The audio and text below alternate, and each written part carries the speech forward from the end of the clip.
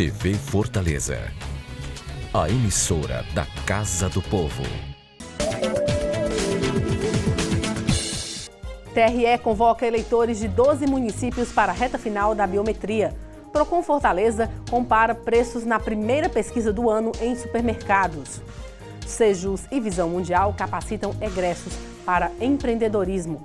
Conheça a Previdência Complementar da OAB Prev e a nossa agenda de concursos jurídicos com inscrições abertas em todo o Brasil.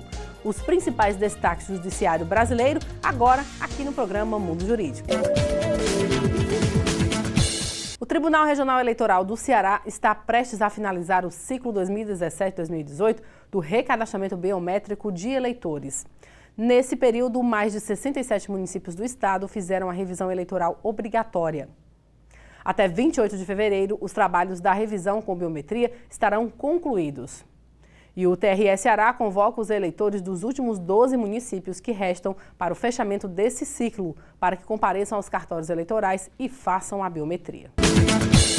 Com o retorno das atividades do Congresso Nacional, previsto para o dia 19 de fevereiro, a reforma da Previdência volta a ser discutida na Casa. E para falar sobre a reforma da Previdência, dentre outros pontos, nós temos a honra de receber hoje em nosso estúdio o professor e conselheiro da Previdência Social e mestrando em Direito Previdenciário pela PUC de São Paulo, Dr. Tiago Albuquerque. Dr. Tiago, é um prazer tê-lo conosco aqui novamente no estúdio do programa Mundo Jurídico. Obrigado, Velti, pelo convite mais uma vez. Bom dia, boa tarde, boa noite, independente do horário que você estiver assistindo aí, a todos os nossos queridos telespectadores. Dr. Tiago, eu gostaria inicialmente que o senhor falasse um pouco sobre esse tema tão polêmico, né? E já há muitos anos discutido, que é a questão da reforma da Previdência. Em que pé está essa questão da reforma da Previdência? Olha, Velti, é um assunto um tanto delicado, né? Porque atinge a uma grande população, né? Uma grande parte da população brasileira, todos aqueles trabalhadores que trabalham na iniciativa privada, mas também aqueles servidores públicos que também serão atingidos pelas alterações do RPPS, né? O governo ele tem patinado aí, a gente pode dizer de certa forma, pelo menos em relação aos seus aliados, quanto a essa tentativa de emplacar a reforma, né? Ela precisa muito aí, a gestão do presidente Michel Temer precisa muito do apoio do nosso presidente da Câmara, Rodrigo Maia, e ele tem dado declarações um tanto antagônicas aí. Quando ele estava em Washington agora esse mês de janeiro, ele já tinha dado uma declaração acreditando que já tinha sido perdida a batalha, não haveria espaço para essa reforma, mas parece que 2 dias depois ele levou um puxão de orelha lá e aí voltou atrás dizendo que ele não queria dizer que o jogo estava perdido, mas que seria difícil sim emplacar essa reforma, né? Eu costumo muito lembrar uma frase do Dr. Ulisses Guimarães, que ele disse que quando chegou em Brasília, ele aprendeu que tinham 3 coisas sagradas lá em Brasília. A primeira era Jesus Cristo, depois criancinha e depois velhinho, né? Só que existia uma 4ª coisa sagrada que era soberana a todas elas, que era reeleição de deputado federal. E eu acho que em um ano de reeleição, ninguém vai votar contra Jesus Cristo, criancinha ou velhinho. Na sua opinião, por que há uma resistência tão grande com relação à reforma da Previdência? E o senhor acredita que ela realmente seja necessária? Velti, nós temos sempre discutido essa questão da necessidade da reforma da Previdência de um ponto de vista, de contas públicas, né? Quando nós fazemos esse levantamento do que a Seguridade Social ela arrecada, que é esse sistema no qual está inserido a Previdência, a saúde, a assistência à Previdência Social, ela é superavitária, sempre sobra o dinheiro. E a maior prova disso, na verdade, não vem da gente, vem do próprio governo, né? Ele, de vez em quando, ele cria um ar para conseguir emplacar essa DRU, né? A reedição da DRU, da desvinculação das receitas da União. No governo Dilma, houve uma prorrogação novamente da DRU para até 31 de dezembro de 2023 e ampliando essa retirada de recursos da Seguridade Social de 20% para 30%, ou seja, aumentando em 50% a possibilidade de retirada.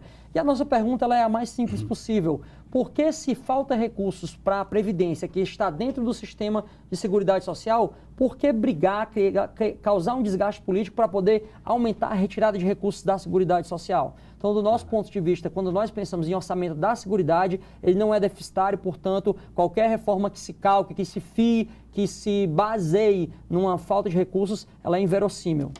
Doutor Tiago, há quem diga que essa reforma da Previdência ela só prejudica o segurado. Na sua opinião, qual é a proposta dentro dessa reforma da Previdência que seria mais expressiva e que traria um maior impacto para o segurado? Olha, a mais danosa, a mais nociva que pode acontecer é o fim da aposentadoria por tempo de contribuição, Evelt.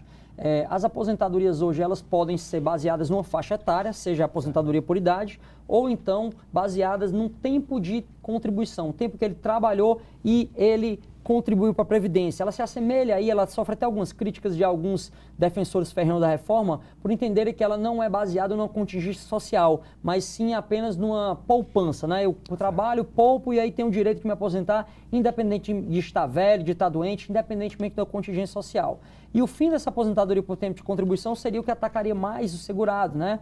Pois apesar dessa ideia de não ter uma idade mínima, nós entendemos que houve sim um tempo de contribuição suficiente para o financiamento dessa aposentadoria por tempo de contribuição.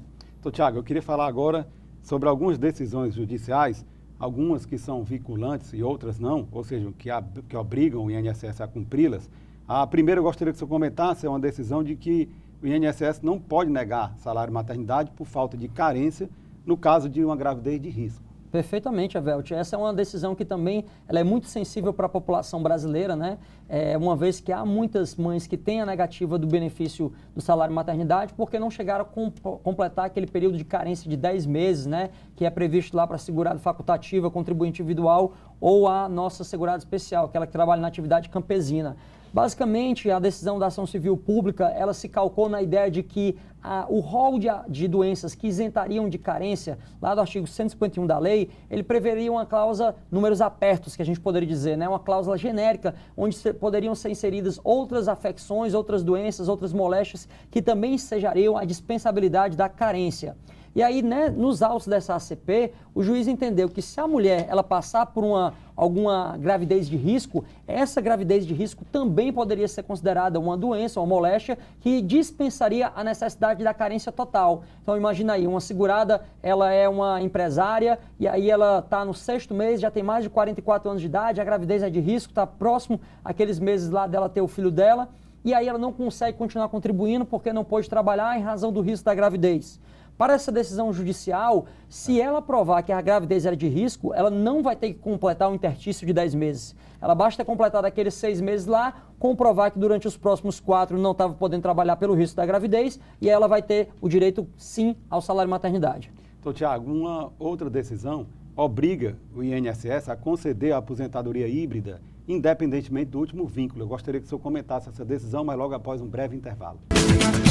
A Câmara Municipal de Fortaleza não para de trabalhar pela população da nossa cidade. E para que você fique sempre por dentro do nosso dia a dia, temos vários canais de comunicação. Confira o que acontece na Câmara pelo site e pelas nossas redes sociais, como Facebook, Instagram, YouTube, TV Fortaleza e Rádio Fortaleza.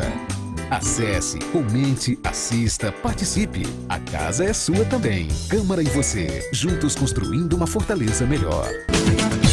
Nós voltamos a entrevistar o professor e mestrando em Direito Previdenciário pela PUC de São Paulo, doutor Tiago Albuquerque. Doutor Tiago, a pergunta que ficou no ar no bloco anterior foi sobre uma decisão que obriga o INSS a conceder a aposentadoria híbrida, independentemente do último vínculo. Como é que o senhor vê essa decisão? Olha, Evelt, também é uma decisão muito sensível para a população rural, principalmente, né? Uma vez que ela elastece, de certa forma, e ao meu ver, de uma maneira correta, a concessão dessa aposentadoria híbrida, né? Então, ela é de singular importância, sim. Por quê? A Lei 8.213 prevê lá no artigo 48 que a aposentadoria por idade será concedida a quem completar o mínimo de carência exigido, que é de 15 anos, 180 meses, na verdade, e completar 65 anos se homem ou 60 se mulher. Já o parágrafo 1º desse mesmo artigo 48, ela entende que se o segurado ele trabalhar essa carência de 15 anos, 180 meses, na atividade de segurado especial, ele vai ter uma redução de 5 anos nessa idade. Então, o homem do campo, ou que trabalha na atividade de pesqueiro, marisqueiro, ou ainda o quilombola, o indígena, eles têm essa redução, então se aposentam aos 60 ou aos 65 anos de idade.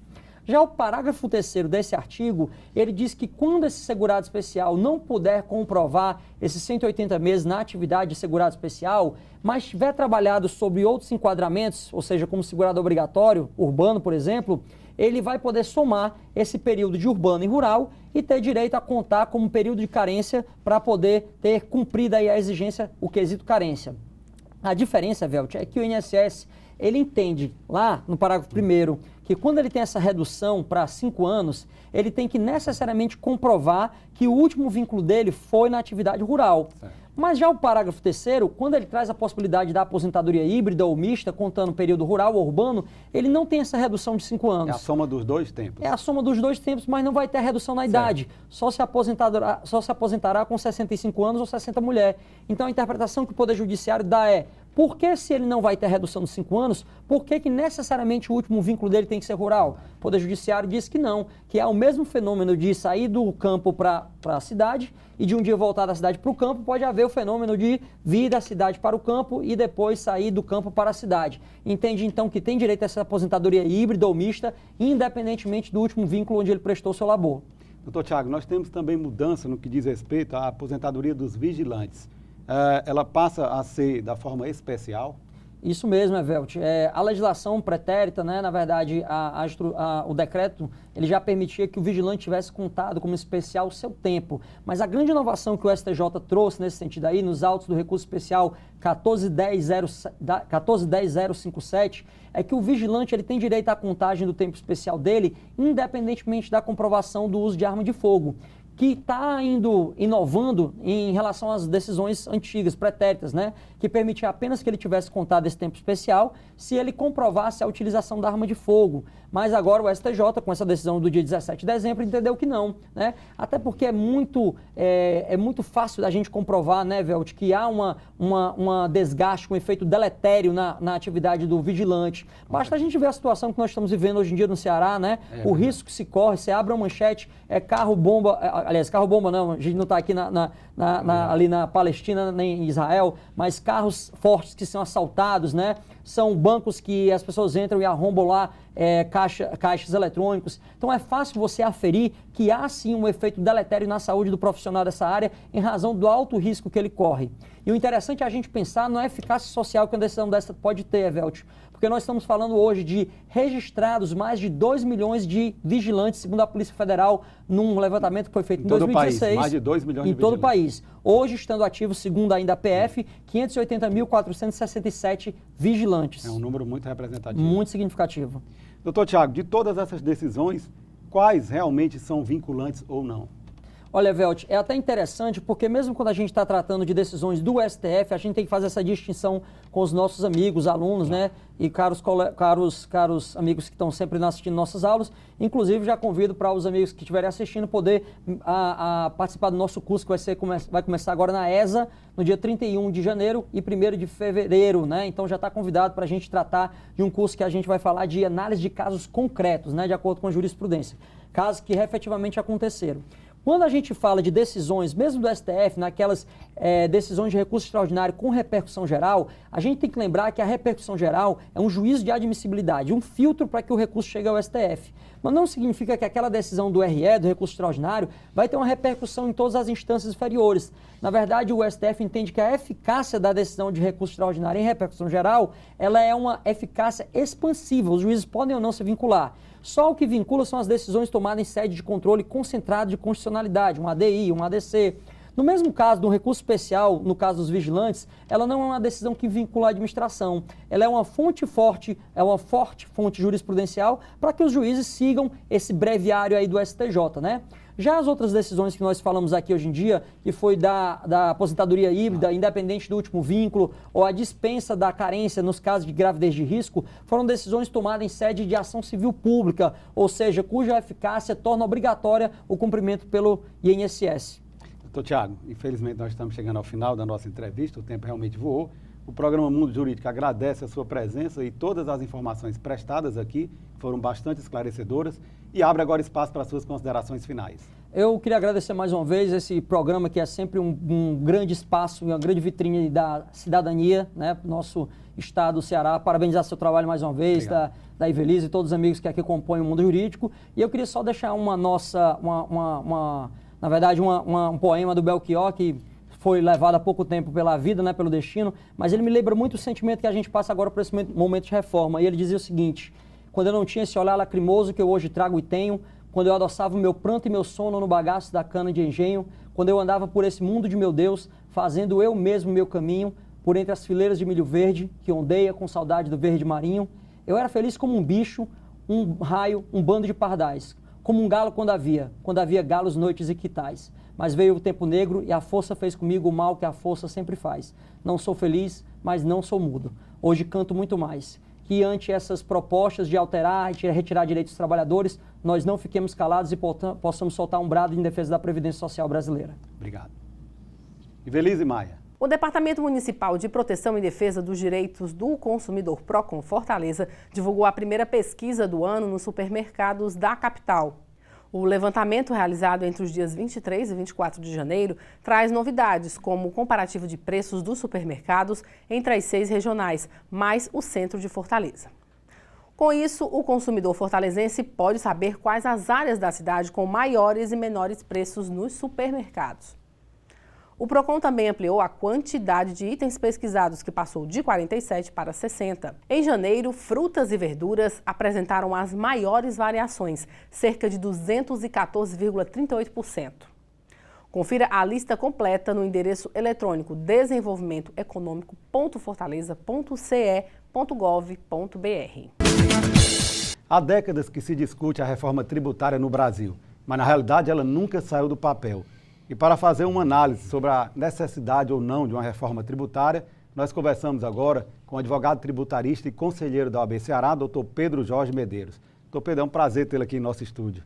Prazer nosso, Arnaldo. Sempre que venho aqui é uma satisfação muito grande. Doutor Pedro, se eu não me engano, já são 25 anos se falando no Brasil em reforma tributária. Mas isso nunca saiu do papel, não é verdade? Com certeza. A reforma tributária é uma necessidade antiga, né?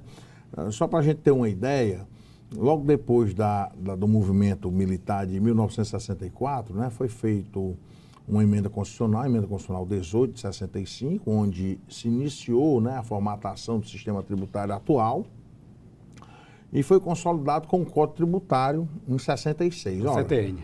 Já são 50, vão fazer 52 anos do nosso sistema tributário atual, né, 52 anos.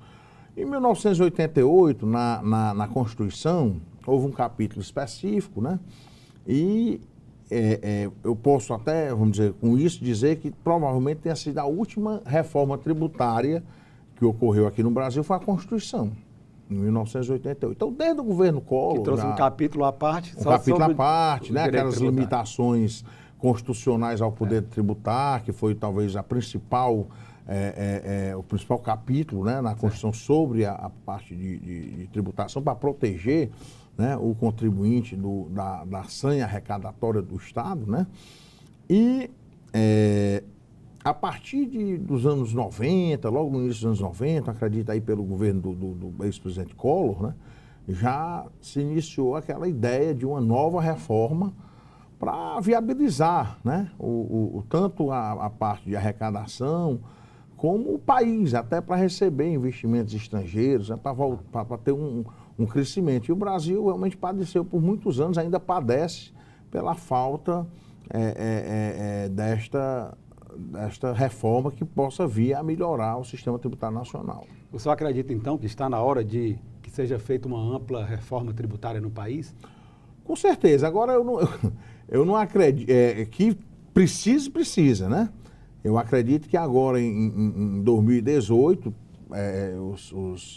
o governo está tentando aí fazer alguma coisa, tanto na área da Previdência Social, a reforma previdenciária, como a reforma tributária, né? Não sei... Esse é um ano de eleição. É um ano de eleição, né? Eu não sei se vão conseguir... Porque, por exemplo, a reforma tributária, por exemplo, só para a gente ter uma ideia, o Brasil, nós temos 27 legislações diferentes de ICMS. Então, cada estado tem uma legislação diferente. Então, isso aí é um emaranhado de normas que confunde e dificulta o investimento de fora, o investimento estrangeiro, dificulta... Eu ia lhe perguntar justamente isso, essa complexidade do nosso sistema tributário. Isso acaba espantando, assustando o empresariado, principalmente o internacional, o investidor internacional? Com certeza, o internacional e o nacional também. Nós estamos tendo uma fuga muito grande de indústria para se instalar no Paraguai, por exemplo. E o Paraguai cresce cerca de 5, 6, 7, 8% ao ano há mais de 10 anos. Claro que é um país pequeno, mas vem crescendo, né? Enquanto a gente vem padecendo de uma crise muito grande. Então, esse emaranhado de normas, essas obrigações acessórias que deixam as empresas numa situação muito difícil, né? Para poder, principalmente as menores, as empresas, porque uma grande empresa, elas normalmente tem grandes departamentos contábeis, departamentos jurídicos, mas uma empresa pequena não tem, o dono é tudo, né?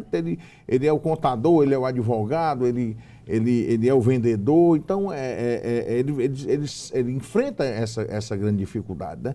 E outra coisa, o Brasil, o imposto, vamos dizer, ele é cobrado principalmente no consumo. Certo. E isso vai na contramão do mundo todo. Vai na contramão do mundo todo. Se você não precisa ir longe, você vai aqui para os Estados Unidos, né? Onde a massa salarial é muito maior do que a nossa, e os produtos são muito mais baratos. Os produtos são muito mais baratos, né?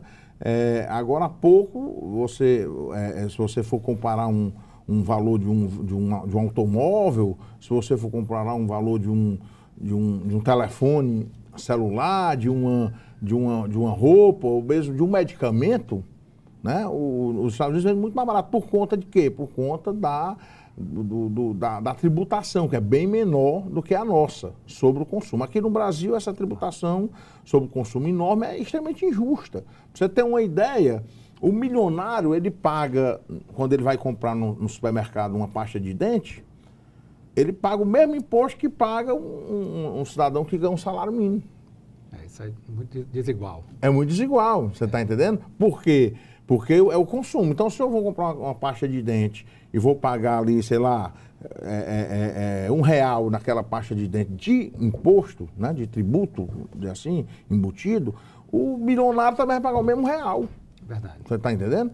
Então, é uma situação complicada, que é esse imposto, que é o imposto oculto, né, que ele está em todas as mercadorias e serviços, né, do país e onerando cada vez mais, aumentando o valor. Aí você vai dizer, mas você está falando dos Estados Unidos, que é um país desenvolvido. Não vamos para os Estados Unidos, vamos para o México, por exemplo.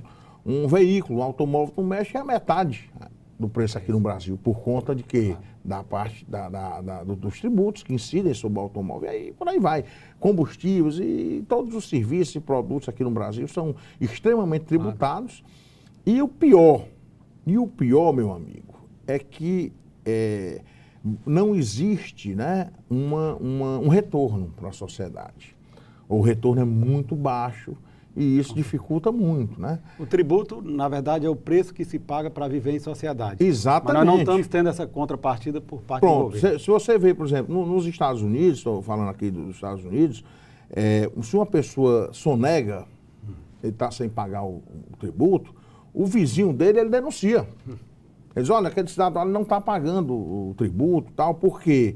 Porque ele acha que se aquela pessoa não pagar, não recolher, o filho dele vai ficar sem escola, ou ele vai ficar sem hospital, ele vai ter uma saúde mais debilitada, o sistema de saúde. Doutor Pedro, existem algumas decisões tomadas pelo Poder Judiciário que têm ocasionado muita insegurança jurídica. Qual a análise que o senhor faz dessas decisões? Mas eu gostaria que o senhor fizesse essa análise logo após um breve intervalo.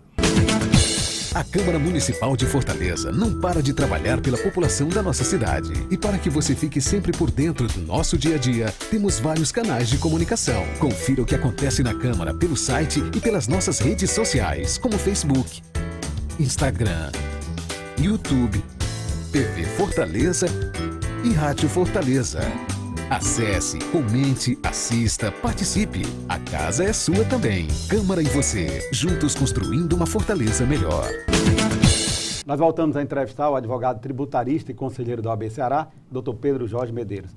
Doutor Pedro, a pergunta que ficou no ar no bloco anterior foi sobre essas recentes decisões do Poder Judiciário que acabam ocasionando muito mais insegurança jurídica para o segmento empresarial. O principal problema, né, são essas decisões do Supremo Tribunal Federal moduladas, essas modulações, que antigamente existia uma norma que era julgada inconstitucional, por exemplo, E o efeito, ele era ex tunc. Ele retroagia. Ele retroagia. Então, o Estado, a União, ele teria que devolver para o contribuinte aqueles valores que tinham sido recolhidos indevidamente.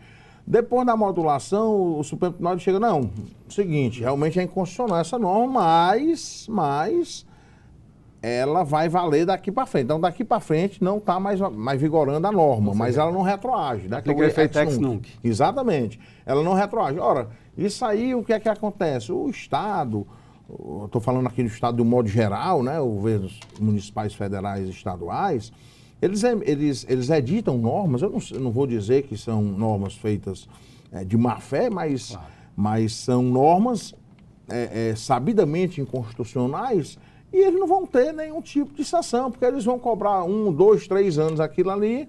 Quando o Supremo decidir, não vão ter que devolver os valores, né, recolhidos indevidamente. Então isso aí é uma insegurança jurídica muito grande também para o investidor, né, e isso complica a situação do país. Por falar em segurança jurídica, o Estado do Ceará está vivendo um momento diferente em relação aos demais estados, unidades da federação. E eu digo isso por quê? Porque é o único estado que tem uma free zone, tem a zona de processamento de exportação, onde ela atrai investidores com características, né, de exportação e concede uma série de benefícios. E tudo isso com a garantia de 20 anos, prorrogável por mais 20. De que forma o senhor vê essa zona de processamento de exportação do Estado do Ceará? Importantíssimo. Eu não conheço nenhum país do mundo que cresceu sem zona de processamento de exportação, sem zona livre.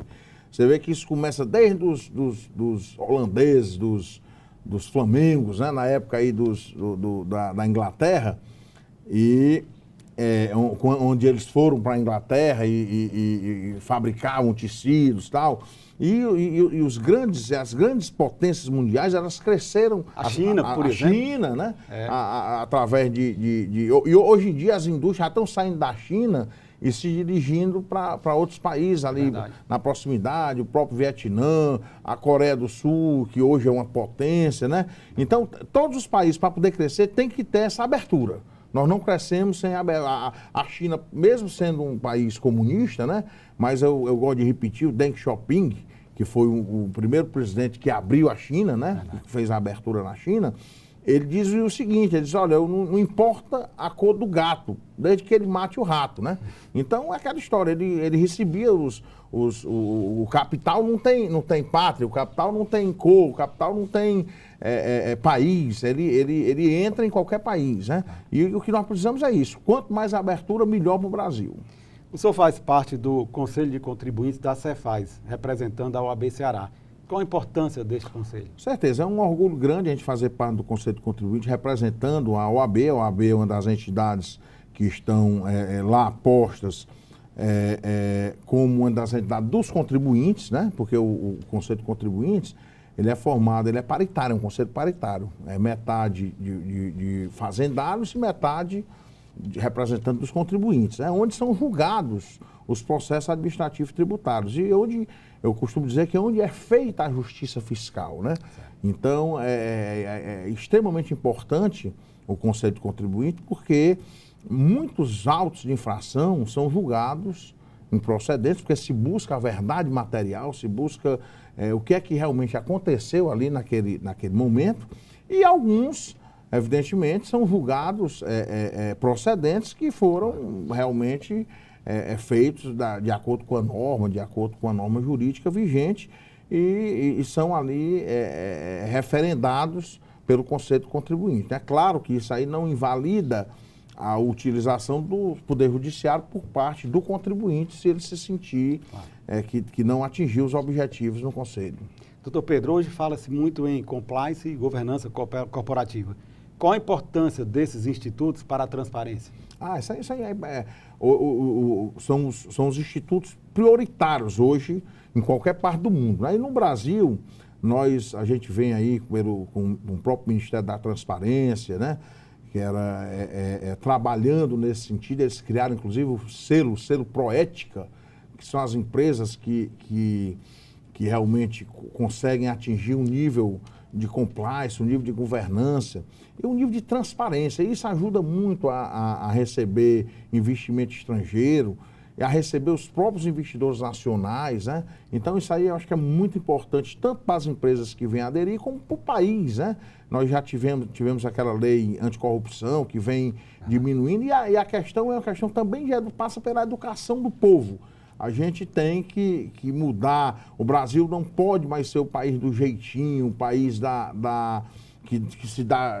do arrumadinho, né? Do puxadinho. Nós temos que realmente nos tornar um país grande e enfrentar aí o que está vindo, o que está por vir e nos tornar uma grande potência. Doutor Pedro, infelizmente o tempo voou e nós estamos chegando ao final da nossa entrevista. O programa Mundo Jurídico agradece a sua presença e todas as informações aqui prestadas e abre agora espaço para as suas considerações finais.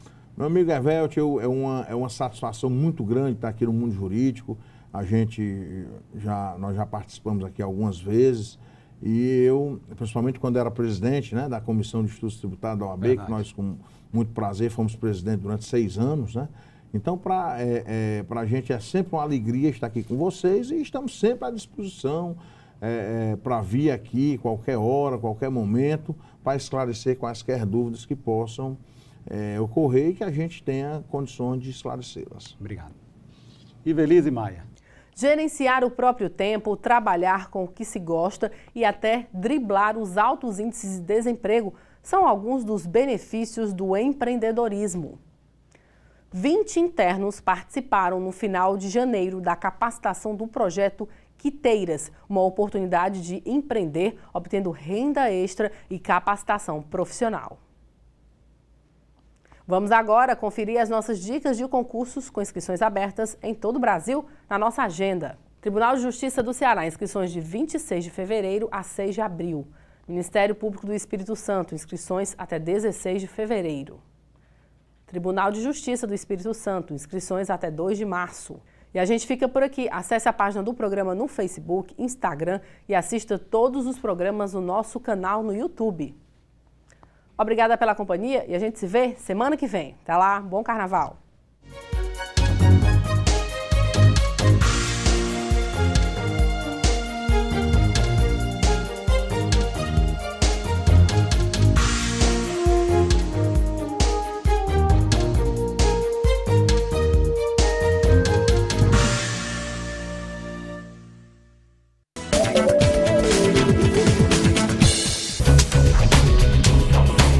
TV Fortaleza, a emissora da Casa do Povo.